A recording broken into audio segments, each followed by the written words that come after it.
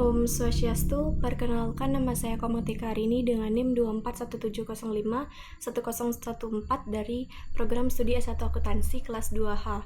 Di sini saya akan membahas mengenai LKM 5, yaitu strategi membangun toleransi dalam perayaan Hari Raya Nyepi dan Lebaran yang bertepatan.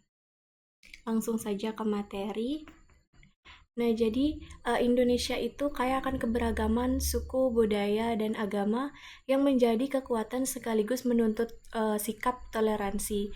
Nah, tantangan itu muncul ketika perayaan keagamaan berbeda seperti Hari Raya Nyepi yang menekankan keheningan dan Idul Fitri yang identik dengan kegembiraan terjadi secara bersamaan. Nah, perbedaan ini berpotensi menimbulkan ketegangan di masyarakat jika tidak dikelola dengan baik. Oleh karena itu, diperlukanlah strategi yang tepat agar kedua perayaan ini dapat berlangsung harmonis dan saling menghormati.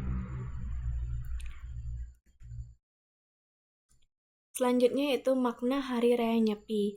Nah, Nyepi ini merupakan hari suci bagi umat Hindu yang bertujuan untuk melakukan refleksi diri dan penyucian spiritual. Nah, pada hari ini umat Hindu itu wajib mentaati catur berata penyepian, yaitu 4 larangan utama yang harus dipatuhi selama 24 jam penuh. Adapun bagian dari catur berata penyepian ini yang pertama ada amati geni, yaitu tidak menyalakan api atau listrik. Nah, umat Hindu itu dilarang menyalakan api termasuk listrik dan peralatan elektronik. Hal tersebut melambangkan pengendalian diri dari hawa nafsu serta kesederhanaan dalam menjalani hidup.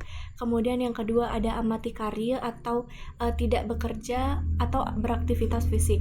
Nah, jadi seluruh aktivitas pekerjaan itu dihentikan termasuk sektor ekonomi dan layanan umum. Larangan ini tuh bertujuan agar umat Hindu itu bisa fokus pada mediasi dan refleksi diri. Kemudian yang ketiga ada amati lelungan, yaitu tidak berpergian.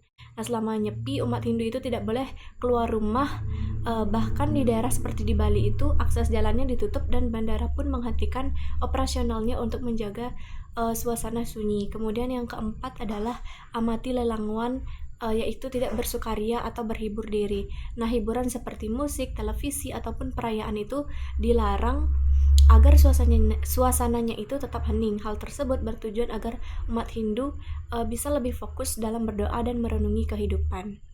Nah, karena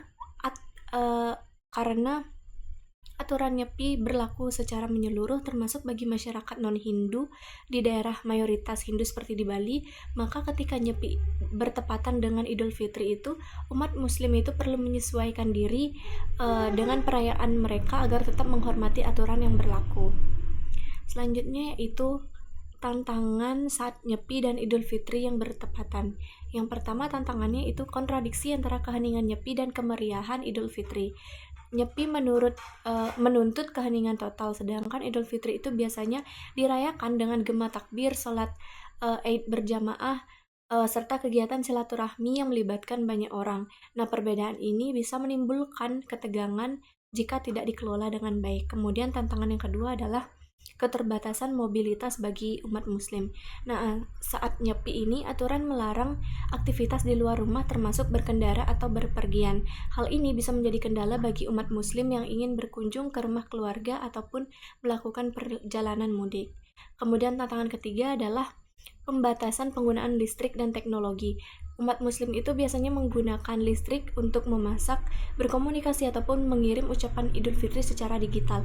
Namun, aturan amati geni dalam Nyepi ini melarang penggunaan listrik secara berlebihan sehingga perlu ada solusi agar umat Muslim itu tetap bisa merayakan Lebaran tanpa melanggar aturan Nyepi. Dan yang terakhir adalah kurangnya pemahaman dan kesadaran sosial. Nah, tidak semua orang memahami pentingnya Nyepi bagi umat Hindu atau signifikasi Idul Fitri bagi umat Muslim. Jika ada kelompok yang merasa kurang dihargai, maka potensi konflik itu bisa muncul. Oleh karena itu, edukasi dan pemahaman antar umat beragama ini sangat diperlukan. Selanjutnya yaitu strategi membangun toleransi antara umat yang beragama Hindu dan beragama Muslim. Yang pertama yaitu musyawarah antar umat beragama. Nah, sebelum perayaan tiba, penting untuk mengadakan pertemuan antara tokoh agama, pemerintah daerah, serta masyarakat untuk mencari solusi terbaik. Dengan adanya komunikasi yang baik, umat Hindu dan Muslim itu bisa membuat kesepakatan mengenai cara merayakan hari besar mereka tanpa saling mengganggu satu sama lain. Kemudian yang kedua, penyesuaian waktu ibadah dan perayaan. Nah, umat Muslim ini bisa melaksanakan salat Id di dalam rumah atau di tempat tertutup agar tidak mengganggu keheningan nyepi. Jika memungkinkan, salat Id ini bisa dilakukan lebih awal sebelum nyepi dimulai sehingga tetap bisa menjalankan ibadah tanpa melanggar aturan. Kemudian yang ketiga, pengaturan mobilitas agar tetap mematuhi aturan nyepi. Nah, umat Muslim yang ingin berkunjung ke keluarga bisa mengatur perjalanan lebih awal sebelum nyepi dimulai. Alternatif lainnya adalah menunda kunjungan hingga keesokan harinya setelah nyepi berakhir sehingga bisa tetap bersilaturahmi tanpa melanggar aturan. Yang keempat adalah sosialisasi dan edukasi tentang toleransi beragama. Pemerintah, media, dan lembaga pendidikan perlu aktif juga menyebarkan informasi mengenai pentingnya menghormati perayaan agama lain. Nah, dengan edukasi yang baik, masyarakat akan lebih sadar dan menghargai aturan yang berlaku selama Nyepi dan Idul Fitri ini. Dan yang terakhir adalah gotong royong dan saling membantu. Nah, sebelum Nyepi, umat Hindu itu bisa membantu umat Muslim dalam persiapan Lebaran, misalnya dengan berbagi informasi atau menyediakan kebutuhan sebelum Nyepi dimulai. Sebaliknya, umat Muslim juga perlu menunjukkan penghormatan dengan mengurangi aktivitas yang menimbulkan kebisingan selama Nyepi.